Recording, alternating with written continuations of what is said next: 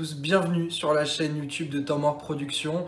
On est ensemble pour la chronique Pro B, épisode 3. On va aujourd'hui parler de la 16e journée de Pro B qui s'est écoulée ce week-end, vendredi, samedi et dimanche. Des rencontres qui ont été serrées. L'événement de ce week-end, c'est bien évidemment la rencontre qui s'est déroulée entre le Paris Basket et Aix-Maurienne du côté de l'Accor Hotel Arena. Pas moins de 6000 personnes pour assister à un match de Pro B du côté de Bercy. C'était vraiment une très belle nouvelle, un très bel événement pour le basket français et pour la Pro B. De nombreuses personnes ont également pu visionner cette rencontre à la télé puisqu'elle était diffusée sur RMC Sport et ça, c'est également une belle promotion pour le championnat de Pro B. Quelques changements au sein de ce classement et surtout un classement de Pro B qui se resserre après cette 16e journée. Un bon nombre d'équipes à égalité, notamment à la 9e place. Et petit à petit, ça se resserre en haut du classement puisque Blois a perdu pour la seconde fois de rang après sa défaite face à Rouen. C'est une défaite face à Denain à domicile, la première défaite de la saison à domicile pour les Blésois, alors que Quimper s'est imposé. Ils reviennent du coup à égalité avec Blois à la première place de ce championnat. De nombreuses choses se sont passées, on va en parler ensemble durant une petite demi-heure. Comme d'habitude, n'hésitez pas à vous abonner aux réseaux sociaux de Temps Mort Productions, la chaîne YouTube, évidemment en mettant la petite cloche, mais également l'Instagram, Temps Mort Productions, tout collé, le Facebook, Temps-Mort espace Production, tout pour nous suivre. Nous mettons en temps réel sur les réseaux sociaux toutes les nouvelles vidéos qui vont sortir. Il y aura une vidéo cette semaine qui sortira. D'ailleurs, je vous laisse dans les commentaires deviner sur quel sujet sera cette vidéo. N'hésitez pas d'ailleurs encore une fois à nous donner vos idées de sujets sur lesquels vous aimeriez qu'on fasse des petites vidéos. Dans tous les cas, aujourd'hui c'est la chronique Pro B et on va enchaîner sur la première rencontre d'ores et déjà. On va parler de la rencontre qui a opposé Lille à Saint-Chamond au Palais Saint-Sauveur. Les Lillois qui s'inclinent face à Saint-Chamond, une rencontre qui a été extrêmement serrée, une courte défaite de 5 petits points, 65-70. Les Lillois étaient devant d'une petite unité à la mi-temps, malheureusement ils ont cédé à la fois dans le troisième quart-temps et à la fois derrière dans le dernier.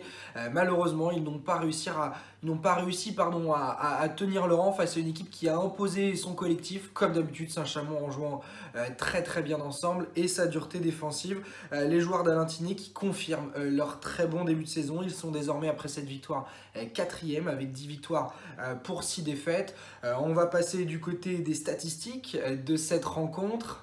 Côté Lille, on notera la très bonne rencontre de Jonathan Casady à 7 sur 12 au tir, 16 points pour lui, 5 rebonds pour 20 d'évaluation. Il a bien été aidé une nouvelle fois par un Jean-Victor Traoré, toujours aussi bon avec 11 points, 9 rebonds, mais ça n'a pas suffi.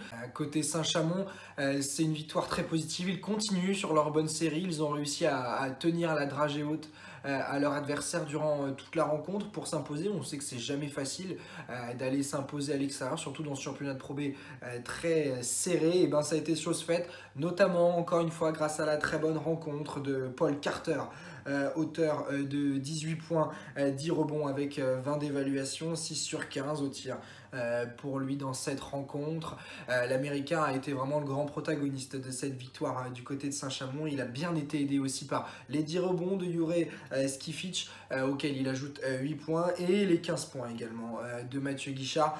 Une victoire collective au cours de laquelle ils ont été auteurs d'une bonne adresse, 41% au tir, quasiment 42%, c'est pas si mal, et surtout ils ont réussi à limiter le nombre de balles perdues, seulement 13 balles perdues. Ils ont réussi, comme je disais, à imposer leur dureté défensive et leur constance tout au long de la rencontre. Le petit point noir de cette rencontre, il est côté lillois avec un Maël Lebrun qui n'arrive toujours pas à lancer sa saison. Après 13 rencontres, il est à moins 0,2 d'éval en 13 rencontres, 0,3 points de moyenne. C'est trop peu pour un joueur référencé français qui n'arrive pas à rebondir. Après sa lourde blessure, il n'arrive pas du tout à se relancer. C'est catastrophique pour un joueur référencé d'être à moins 0,2 d'éval après 13 rencontres. Il a encore Malheureusement, pas été bon en sortie de banc, 0.0 sur 5 au tir, il n'a marqué que 2 petits paniers cette saison. Il fait partie, entre guillemets, des explications de pourquoi Lille n'arrive pas à enchaîner cette saison, notamment liées à ces joueurs en sortie de banc qui n'apportent pas. Une nouvelle fois, à l'exemple aussi d'un Thomas Courtois, sa jeunesse, mais il apporte moins, entre guillemets, cette saison que la saison passée. Il a du mal lui aussi à lancer une bonne saison. Sherman Gay, lui aussi c'est compliqué, très peu d'adresse pour l'américain cette saison. Donc voilà, Lille qui ne confirme pas, Saint-Chamond qui enchaîne une nouvelle fois. Les Lillois qui sont désormais 12e de ce classement avec 8 victoires, 8 défaites, tandis que Saint-Chamond est 4e avec 10 victoires pour 6 petites défaites. Les joueurs d'Alain Tiné qui font un bon début de saison. Deuxième rencontre de cette 16e journée de Pro B, elle se déroulait du côté de l'Azur Arena des Sharks d'Antibes et ce sont les Antibois qui ont réussi à s'imposer 99-86 face à Saint-Quentin, une rencontre qui était quasiment obligatoire. Cela devait passer par une victoire pour les joueurs de Nicolas Antic s'ils voulaient continuer à garder le cap en vue des playoffs. Du côté de Saint-Quentin, ça aurait été une belle occasion de revenir sur le haut de ce bas de classement et surtout de s'éloigner de la dernière place. Malheureusement, ils n'ont pas réussi à faire la différence. Ils ont été menés tout au long de la rencontre. Ils étaient déjà à moins 19 à la mi-temps après un très gros premier quart-temps d'Antibes où ils gagnent 24-13. Derrière, les Antibois ont réussi à dérouler tout au long de la rencontre. Voilà. Petit stop au cours du dernier quart-temps où Saint-Quentin est tranquillement revenu. Mais voilà, Nicolas Antic a pu faire jouer tout le monde, a pu donner un petit peu à manger à chacun de ses joueurs et au final c'est une belle victoire pour les Sharks d'Antibes, une victoire importante comme je le répétais. Cette victoire notamment due à un gros duo, Zaidhurst, Fernando Raposo, 30 points pour l'américain à 7 sur 15 au tir, 30 dévals pour lui et double-double pour Fernando Raposo, auteur de 20 points, 12 rebonds dans cette rencontre. Ils ont bien été aidés également par le bon match de Romuald Morancy, auteur de 15 points, 12 points également en sortie de banc pour Victor Gatfors.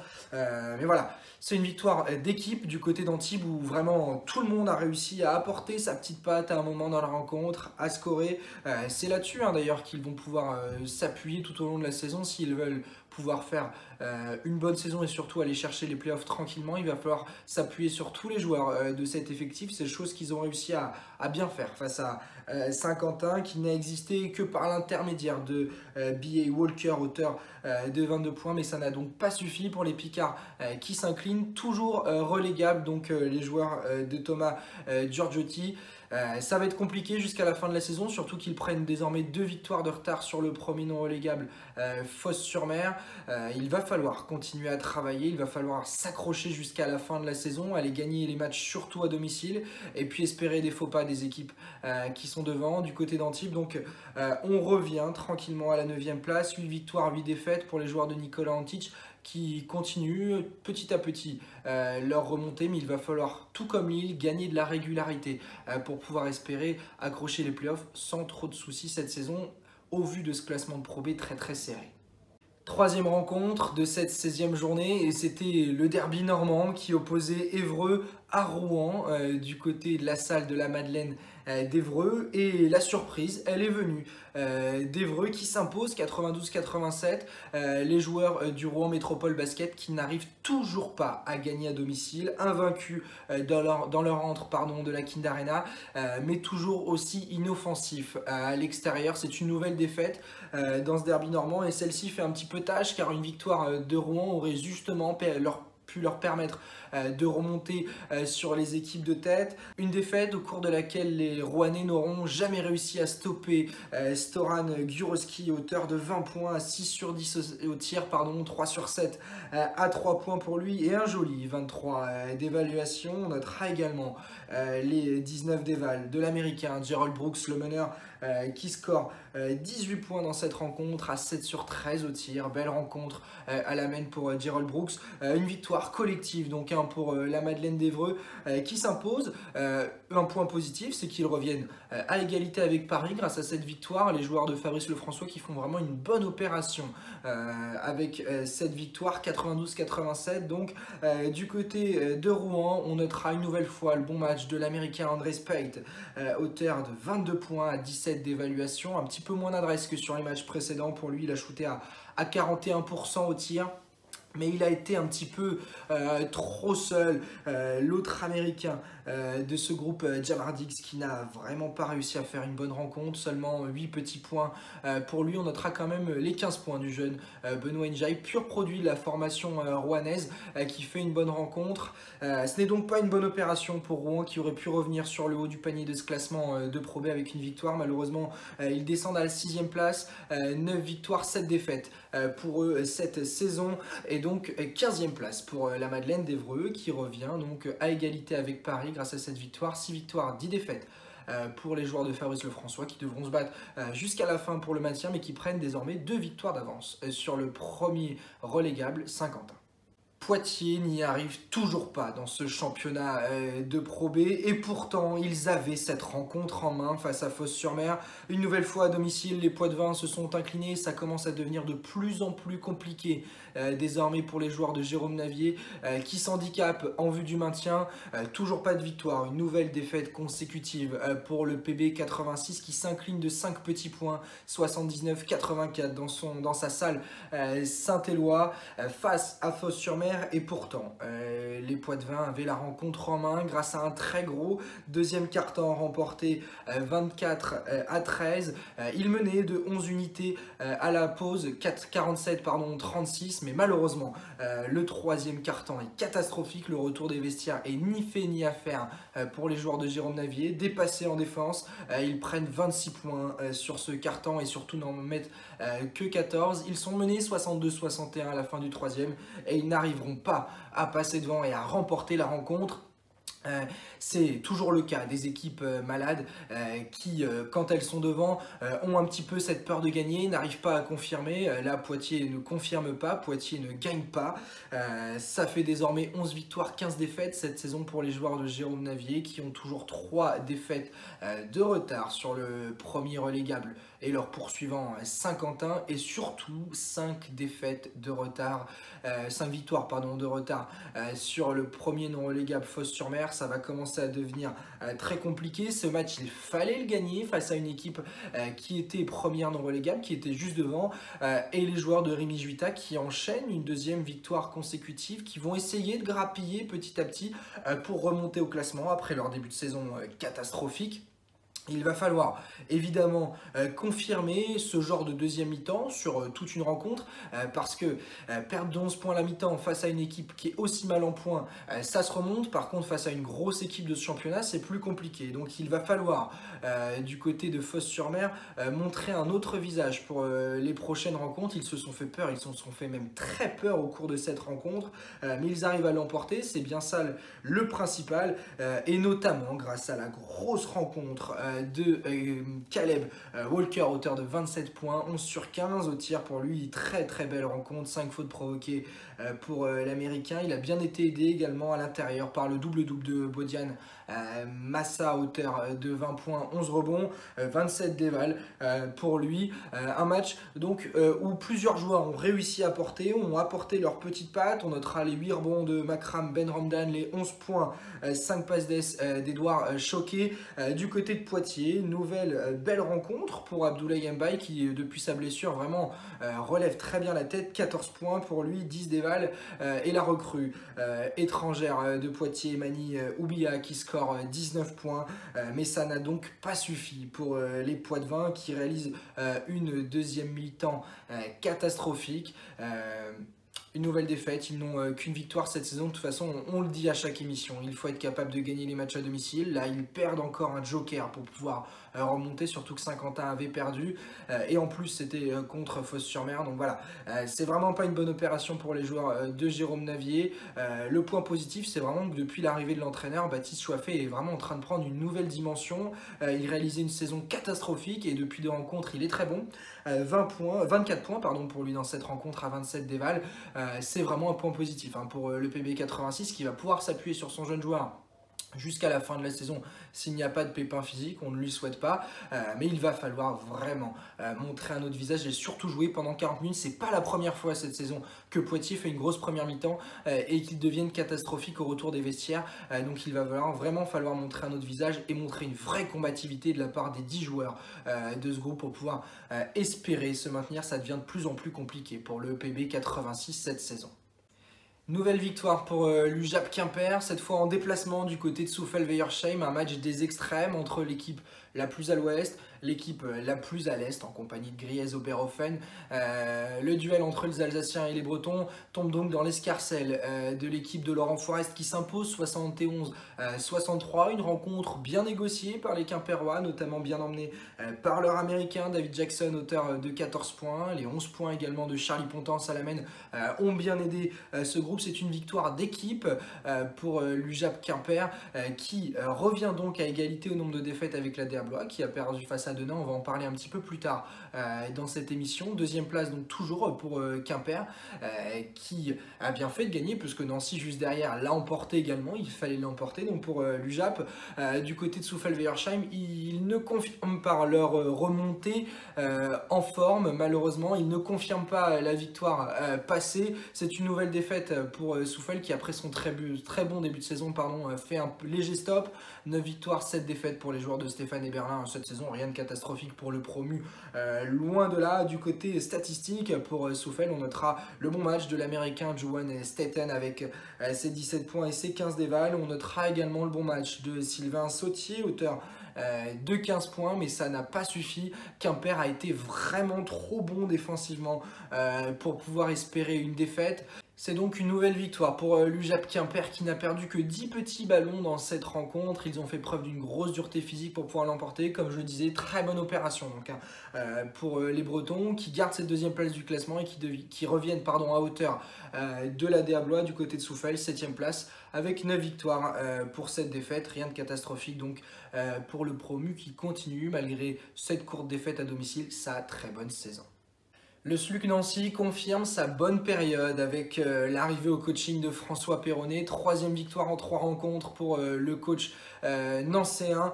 Victoire 69-63 à domicile pour le SLUC face à la JAFCM de Vichy-Clermont. Vichy-Clermont qui n'arrive toujours pas à confirmer.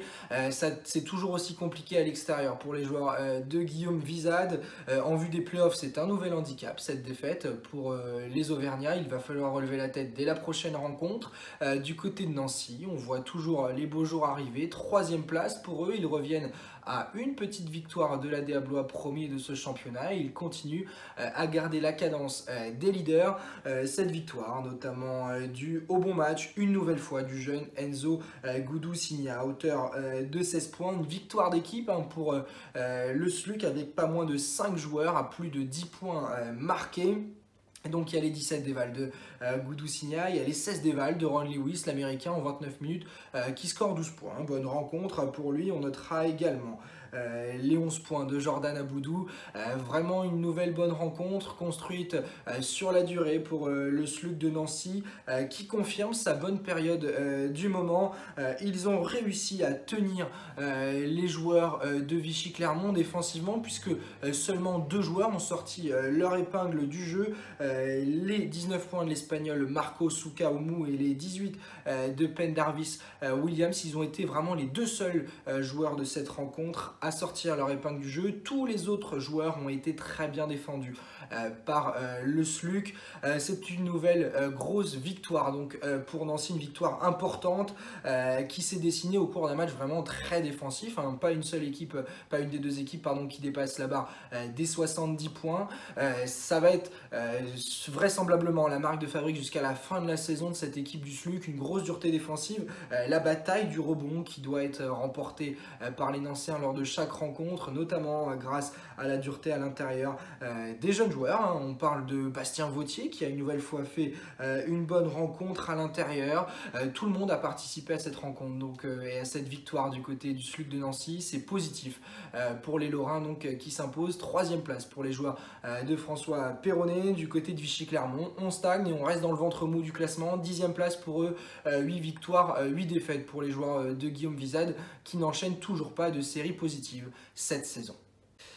Une autre équipe qui n'enchaîne pas et qui ne confirme plus, troisième défaite consécutive pour l'Hermine de Nantes de Jean-Baptiste Lecronier qui s'incline de très peu à domicile, 73-75, et pourtant eux aussi ils avaient la rencontre en main après un énorme premier quart-temps remporté 24-7 par les Nantais, une première mi-temps remportée de +9, 37-28. Ils se sont écroulés dans le second acte, encaissant 28 points dans le troisième quart-temps en n'en mettant que 13. Ils n'ont pas réussi donc à subvenir malheureusement au retard de ce troisième quart-temps. Une défaite de 2 petites unités face à Griez-Oberhofen. Les Alsaciens qui font vraiment une très bonne opération en allant s'imposer du côté de Nantes. Une victoire qui s'est donc construite sur la longueur et qui s'est construite grâce à un très gros troisième quart-temps basé sur une grosse dureté défensive au retour des vestiaires pour les joueurs de Ludovic Pouillard.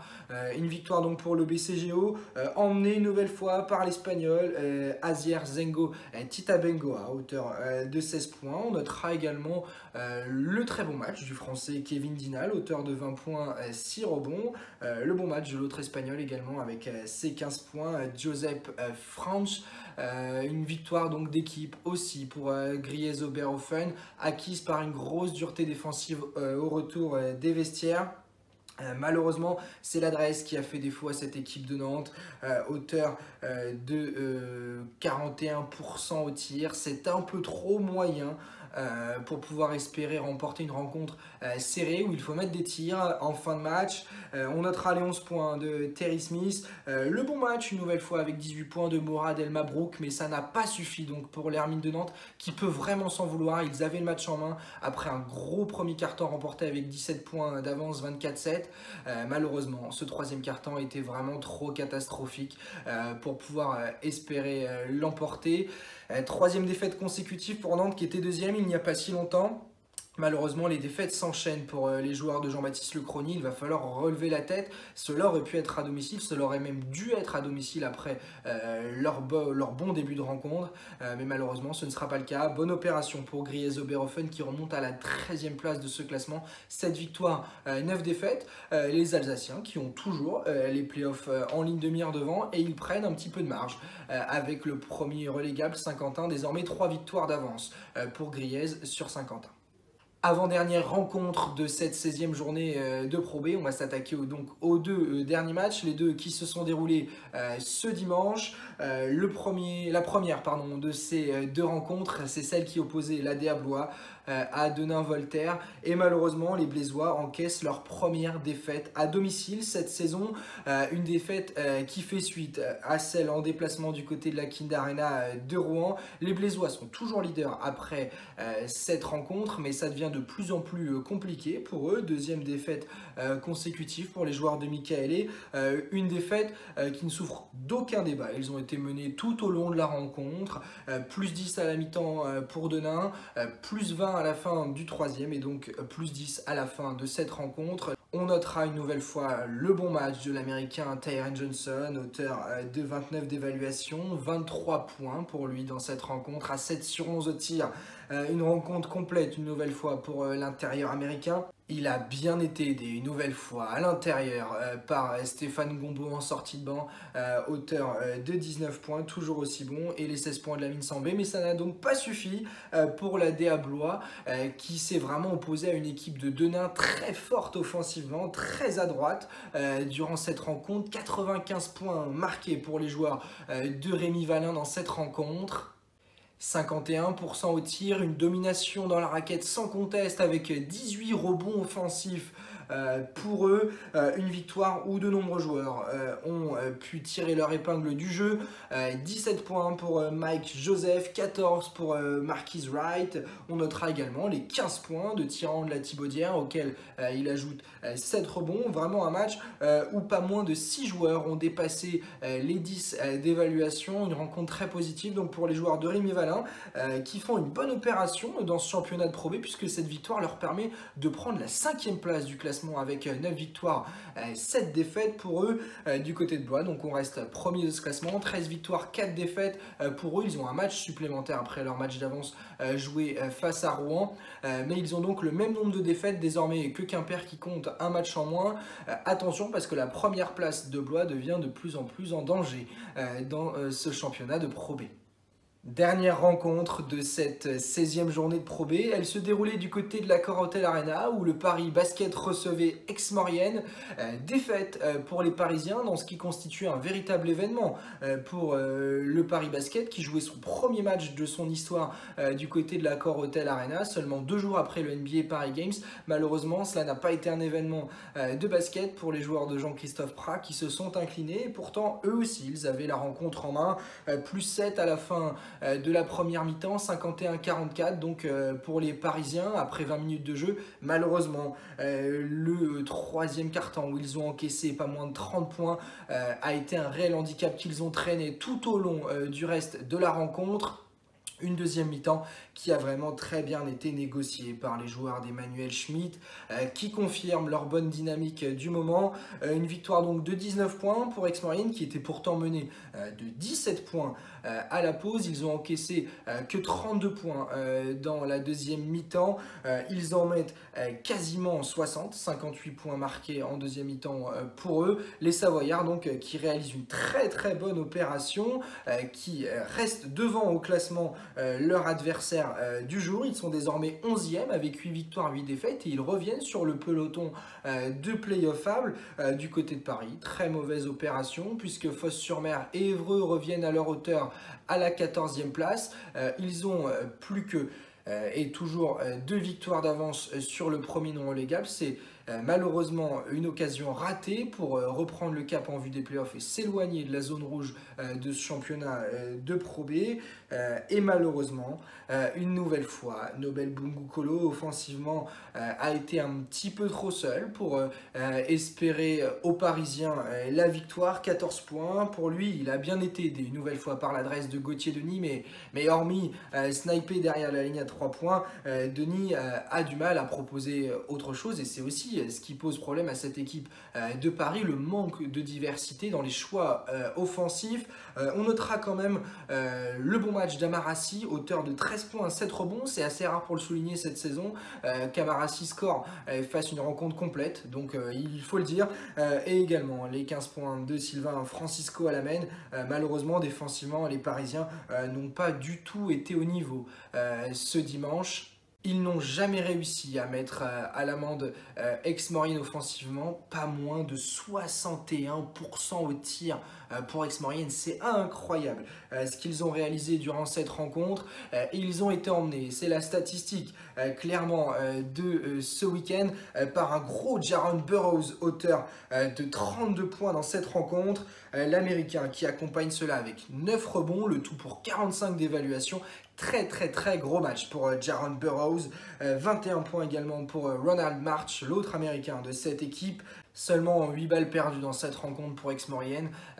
Les joueurs d'Emmanuel Schmitt ont vraiment été trop bons offensivement. Ils n'ont jamais réussi à être stoppés par les Parisiens. Et c'est une victoire positive, c'est une victoire qui est très importante pour Aix-Maurienne, qui engrange un nouveau succès en vue du maintien. 8 victoires, 8 défaites, donc 11e place pour eux. Et surtout, ils entrevoient pourquoi pas les playoffs s'ils continuent sur cette dynamique. Du côté de Paris, ça ne va toujours pas.